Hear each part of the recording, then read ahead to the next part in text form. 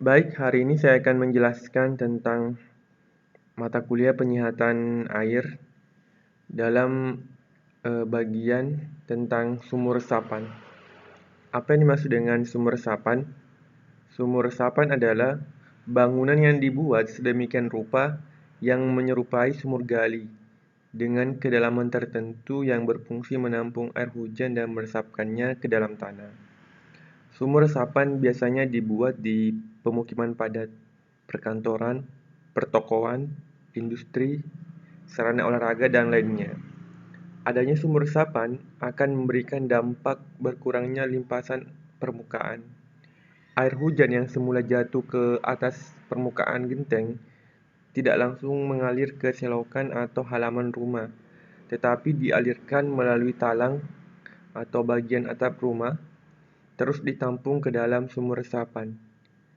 Pemasangan sumur resapan dapat dilakukan dengan model tunggal dan komunal.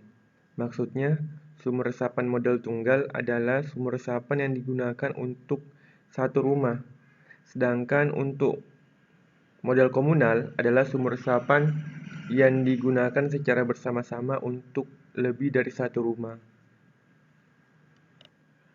Ditjen Cipta Karya Departemen Pekerjaan Umum menetapkan desain sumur resapan, yaitu ukuran maksimum diameternya sekitar 1,4 meter dan ukuran kedalamannya sekitar 1,5 sampai dengan 3 meter. Kemudian dinding dibuat dari pasangan bata atau batako dari campuran 1 semen dengan 4 pasir tanpa plaster. Dan penutup sumur resapan dari plat beton tebal sekitar 10 cm dengan campuran 1 semen, 2 pasir, dan 3 kerikil.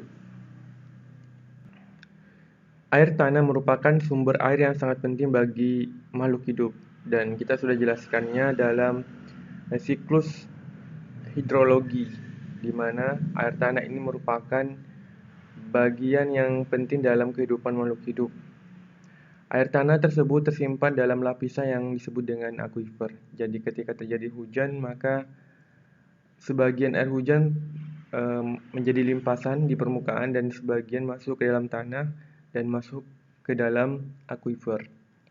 Akuifer merupakan sumber air tanah yang sangat penting. Akuifer dapat dijumpai pada daratan pantai, daerah kaki gunung, lembah, kemudian daratan aluvial dan daratan topografi karst. Pemakaian air tanah harus mempertimbangkan faktor kelestarian air tanah yang meliputi faktor kualitas dan kuantitas air. Salah satu cara mempertahankan kualitas air tanah adalah dengan membuat sumur resapan. Jadi adanya sumur resapan akan kemudian mampu meningkatkan kuantitas air, karena air yang hujan yang turun dapat kemudian secara langsung dimasukkan ke dalam tanah, dalam hal ini ke akuifer tanah. Terdapat beberapa peraturan terkait tata cara atau mekanisme pembuatan sumur resapan. Salah satunya dijelaskan dalam SNI nomor 03 2453 2002 tentang tata cara perencanaan sumur resapan air hujan untuk lahan pekarangan. Standar ini menetapkan cara perencanaan sumur resapan air hujan untuk lahan pekarangan, termasuk persyaratan umum dan teknis mengenai batas muka air tanah, nilai permeabilitas tanah, jarak terhadap bangunan, perhitungan penentuan sumur resapan air hujan. Dalam hal ini, dalam sumur resapan, air hujan yang turun akan dapat ditampung dalam sumur resapan, sehingga pekarangan akan tidak mudah terkena banjir atau tidak mudah terdapat banyak limpasan di pekarangan rumah. Persyaratan umum yang harus dipenuhi terkait sumur resapan antara lain sumur resapan air hujan ditempatkan pada lahan yang relatif datar. Kemudian yang kedua, air yang masuk ke dalam sumur resapan adalah air hujan yang tidak tercemar. Jadi tidak boleh memasukkan air limbah ke dalam sumber resapan. Kemudian yang ketiga, penetapan sumber resapan air hujan harus mempertimbangkan keamanan bangunan di sekitarnya. Dan yang keempat, harus memperhatikan peraturan daerah setempat terkait tata cara pembuatan sumber resapan. Kemudian adapun persyaratan teknis yang harus dipenuhi antara lain adalah sebagai berikut. Kedalaman air tanah minimum 1,5 meter pada musim hujan, dan kemudian struktur tanah yang dapat dibuat sumber resapan harus mempunyai nilai permeabilitas tanah sekitar lebih dari atau sama dengan 2 cm per jam. Kemudian jarak penempatan sumber resapan air hujan terhadap bangunan adalah terhadap sumber air bersih sekitar 3 meter dari misalnya sumur gali. Kemudian dari sumber resapan tangki septic tank sekitar 5 meter, dan terhadap pondasi bangunan sekitar 1 meter. Manfaat sumur resapan yaitu yang pertama, mencegah terjadinya limpasan air permukaan yang dapat menyebabkan banjir. Yang kedua, mengurangi intrusi air laut bagi daerah pesisir. Yang ketiga, mencegah penurunan tanah. Dan yang keempat, menambah jumlah air tanah. Serta yang kelima, menjaga keseimbangan air dalam tanah. Penurunan muka air tanah yang banyak terjadi pada akhir-akhir ini dapat teratasi dengan adanya bantuan sumber resapan.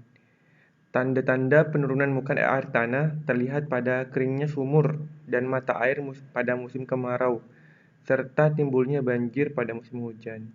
Perubahan lingkungan tersebut sebagai akibat dari proses pembangunan, proses pembukaan lahan, penebangan hutan, serta pembangunan pemukiman dan industri yang menjadi penyebab hal tersebut. Standar pembuatan sumber resapan yaitu yang pertama, sumber resapan harus dibuat di lahan yang datar.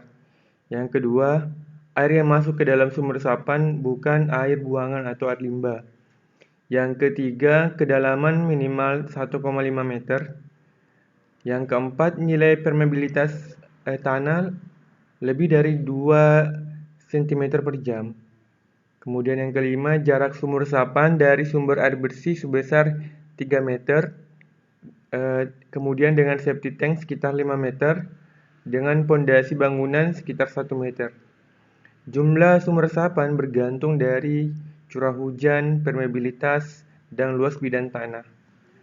Prinsip kerja sumber resapan sebenarnya menyalurkan dan menampung air hujan ke dalam lubang atau sumur agar air dapat memiliki waktu tinggal di permukaan tanah lebih lama, sehingga sedikit demi sedikit air dapat meresap ke dalam tanah. Tujuan utama dari sumber resapan adalah memperbesar masuknya air ke dalam tanah sebagai air resapan atau infiltrasi.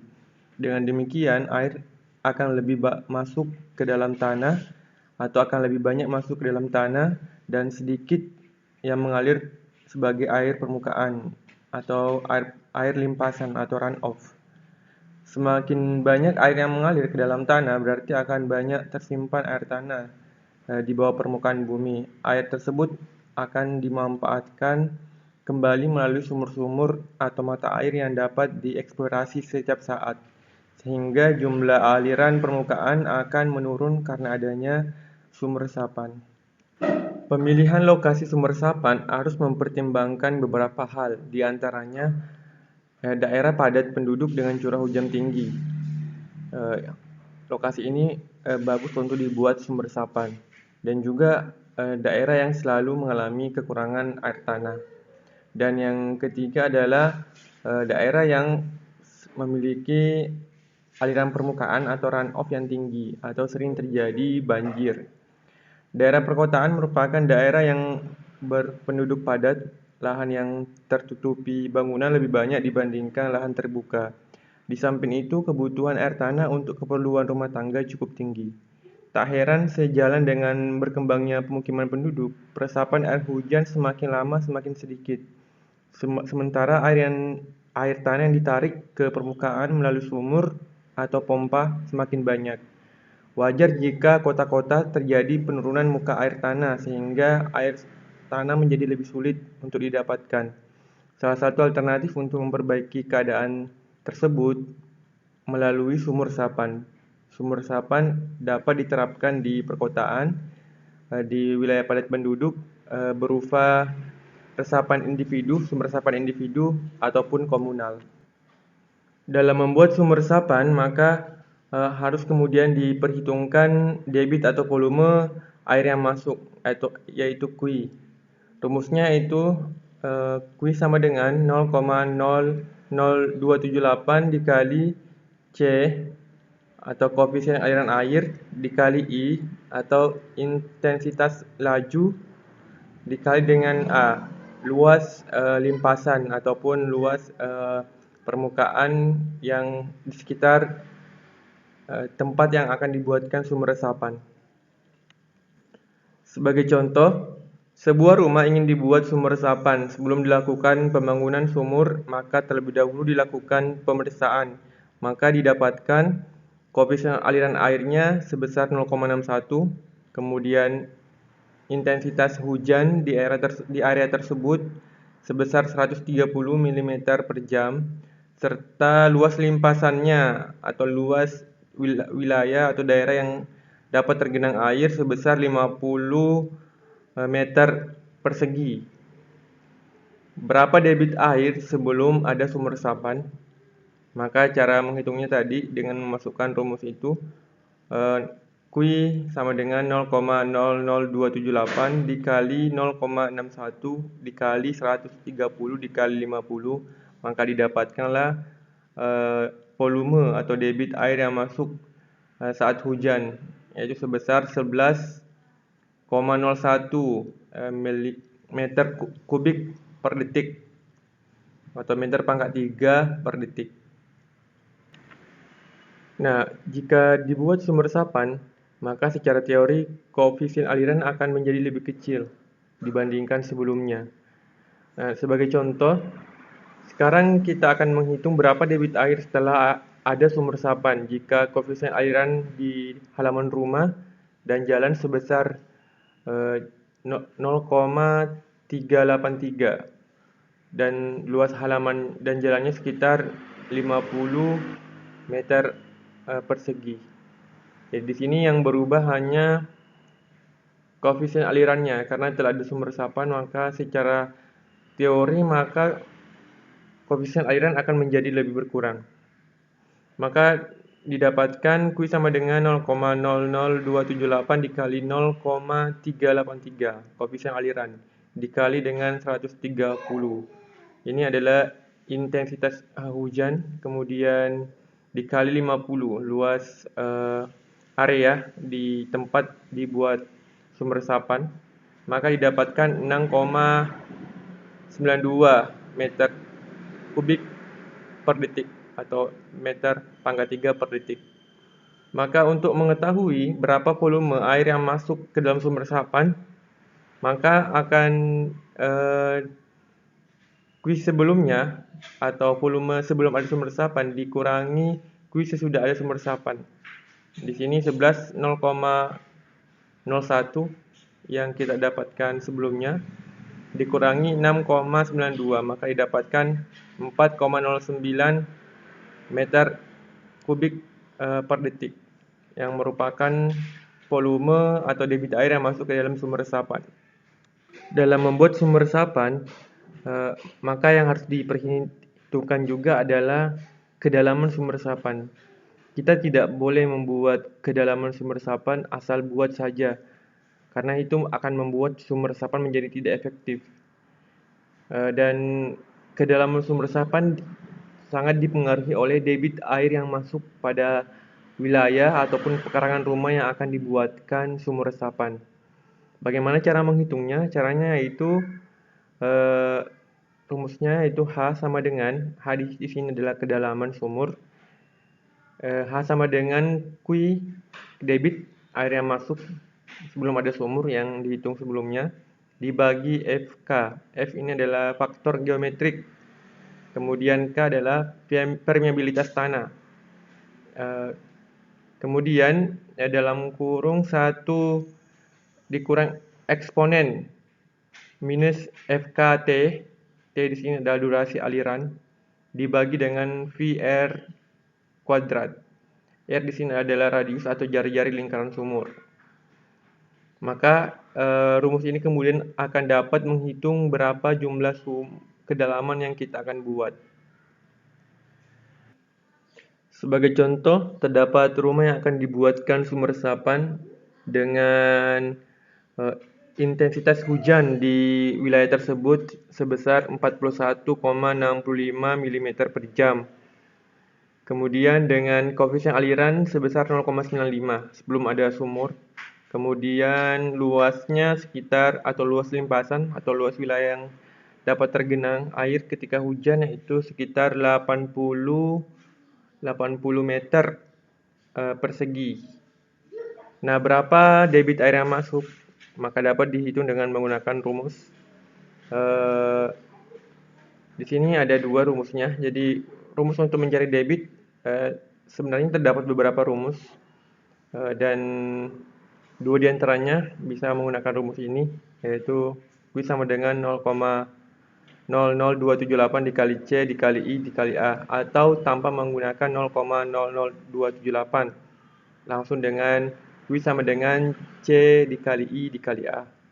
Nah, pada video ini saya menggunakan rumus yang Q sama dengan C kali I kali A. Maka didapatkanlah kemudian volumenya. Setelah mendapatkan volume atau debit air yang masuk saat terjadi hujan, maka kemudian kita dapat memasukkannya ke dalam rumus untuk mencari kedalaman sumur. Sebagaimana yang kalian dapat lihat di sini, dengan memasukkan semua nilai-nilai yang telah didapatkan atau data-data yang telah didapatkan dari hasil pengukuran atau pendataan di sekitar lokasi yang akan dibuat sumur resapan. Semua data yang telah didapatkan kemudian dimasukkan pada rumus tersebut sebagaimana yang kalian dapat lihat di sini. Maka didapatlah kedalaman sumurnya sebesar 4,8 meter pada wilayah tersebut. Ini untuk satu sumur. Jadi misalnya ketika kita ingin membuatnya menjadi 2 sumur, berarti 4,8 meter ini dibagi 2, maka kita akan mendapatkan sekitar misalnya 2,4 meter satu sumur. Dan itu juga bisa digunakan. Jadi bisa satu sumur dengan kedalaman 4,8 meter atau misalnya 2,4 meter dengan 2 sumur.